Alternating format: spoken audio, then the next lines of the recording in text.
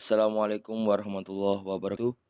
Kami dari kelompok 5 akan mempresentasikan PowerPoint kelompok kami yang berjudul Perorganisasian Dakwah. Yang pertama-tama, yang terhormat Bapak Ahmad Sofi Muhyiddin, LCMSI, dan teman-teman yang saya banggakan. Di sini saya akan memperkenalkan kelompok-kelompok saya yang beranggotakan Sahrul Muzaki dengan NIM 20402100014, Muhammad Zulfan Arianto 20402100007, Lintang Rizky 20402100022.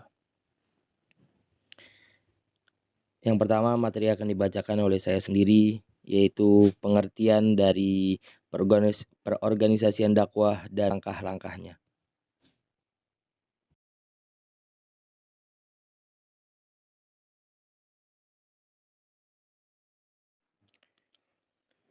Pengertian perorganisasian dakwah.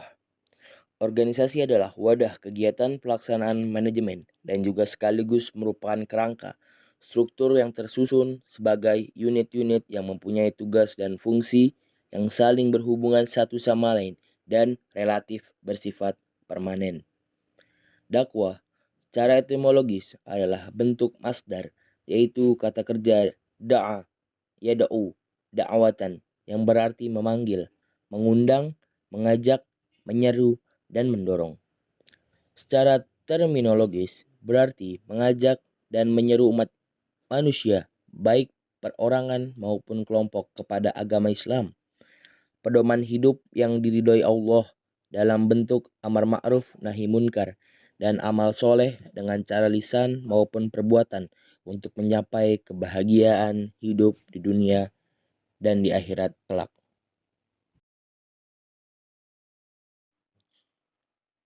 Selanjutnya, langkah-langkah perorganisasian dakwah. Menurut Rosyad Shaleh, langkah-langkah perorganisasian dakwah diantaranya adalah sebagai berikut. Yang pertama, membagi-bagi dan menggolong-golongkan tindakan-tindakan dakwah dalam kesatuan tertentu. Kedua, menentukan dan merumuskan tugas dari masing-masing kesatuan serta menempatkan pelaksanaan atau dai untuk melakukan tugas tersebut. Tiga, memberikan wewenang kepada masing-masing pelaksana. Dan yang terakhir adalah menetapkan jalinan hubungan.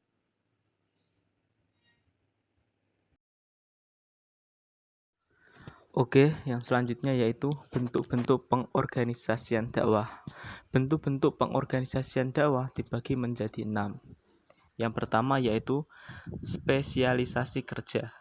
Manajemen spesialisasi kerja diartikan sebagai tingkat kemampuan seseorang dalam melakukan pekerjaan yang ditekuninya. Dan tugas-tugas organisasi dibagi menjadi pekerjaan-pekerjaan terpisah atau pembagian kerja. Jadi pada hakikatnya atau intinya, setiap individu memiliki spesialisasi dalam mengerjakan bagian dari suatu kegiatan, bukan mengerjakan seluruh kegiatan tersebut.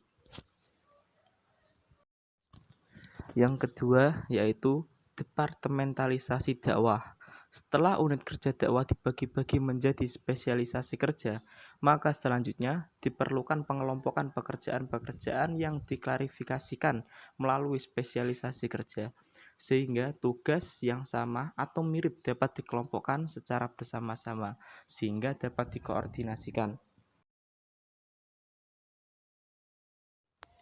Yang ketiga yaitu rantai komando. Rantai komando adalah sebuah garis wewenang yang tidak terputus yang membentang dari tingkat atas organisasi sampai tingkat bawah yang menjelaskan hasil kerja dakwah ke departemen masing-masing. Rantai ini akan memberikan sebuah kemudahan bagi para dai untuk menentukan siapa yang harus dituju jika mereka menemui permasalahan dan juga pada siapa dai tersebut bertanggung jawab. Dalam rantai komando ini tidak terlepas dari 3 konsep, yaitu wewenang, tanggung jawab, dan komando. Yang keempat yaitu rentang kendali. Rentang kendali merupakan konsep yang merujuk pada jumlah bawahan yang dapat disupervisi oleh seorang manajer secara efisien dan efektif. Walaupun pada sejarah manajemen belum ada standarisasi, yakni tak ada kesepakatan ideal tertentu, namun dapat diukur dari tingkatan dalam organisasi. Yang kelima dan keenam akan dijelaskan oleh Mas Julvan Arianto. Yang kelima, sentralisasi dan desentralisasi. Sentralisasi diartikan sebagai kadar sampaian di mana pengambilan keputusan terkonsentrasi pada hierarki atau wewenang formal, yaitu hak inherent dalam posisi seseorang, sementara desentralisasi adalah pengertian terbaik dalam artian pengalihan wewenang untuk membuat keputusan ke tingkat yang lebih rendah dalam suatu organisasi, yaitu dalam suatu organisasi yang bersifat desentralisasi, maka segala tindakan dapat diambil lebih cepat untuk memecahkan masalah. 6. Formalisasi dakwah. Formalisasi dakwah adalah sejauh mana pekerjaan atau tugas-tugas dakwah dalam sebuah organisasi dakwah dilakukan dan sejauh mana tingkah laku, skill dan keterampilan para dai dibimbing dan diarahkan secara prosedural oleh peraturan. Jika suatu pekerjaan diformalkan, maka pelaksanaan pekerjaan tersebut memiliki kualitas keleluasan yang minim mengenai apa yang harus dikerjakan. Hal ini dimaksudkan agar para dai diharapkan melakukan dakwah secara aktif dan konsisten sesuai prosedural. Kepentingan pengorganisasian bagi proses dakwah.